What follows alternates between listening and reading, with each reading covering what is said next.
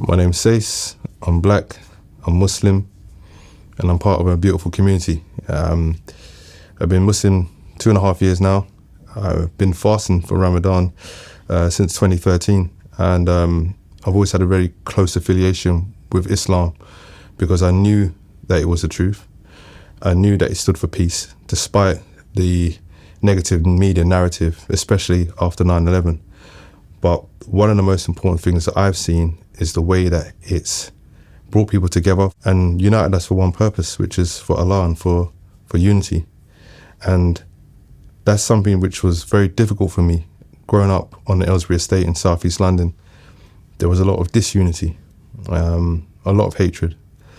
And it feels like we're coming in full circle back to the times that I grew up in the 80s and the 90s, where we had the killings of Roland Adams, Stephen Lawrence, and these things were commonplace.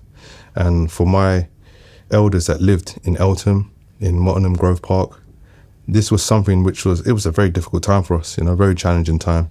We knew that we couldn't be in those areas after a certain time. We knew that there could be a risk. But that's because there's a lot of misinformation around those that have come to this country, especially now as we're in Black History Month. And we talk about the Windrush generation, those that migrated here by an invite directly from the British government. And my grandparents came from Barbados and Jamaica. And they came here, like many others, from Asia, from different parts of Africa, to help rebuild the country.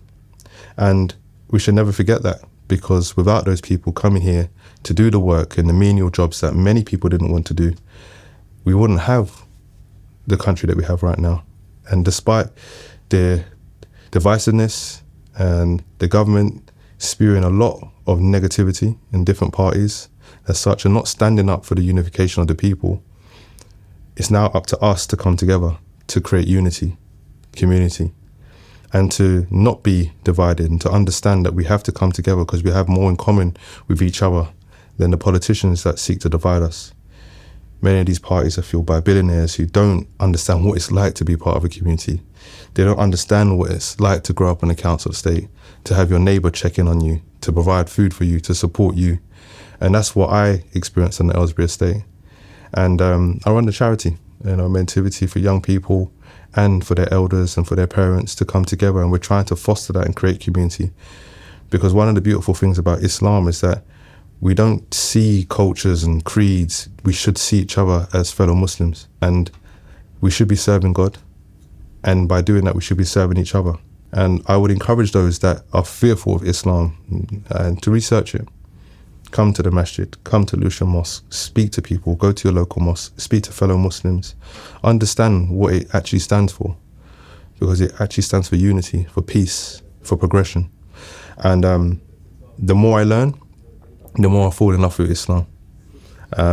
Learning Arabic with my son, going to Umrah, it's been life-changing for me because it's brought me away from the negative aspects of this life.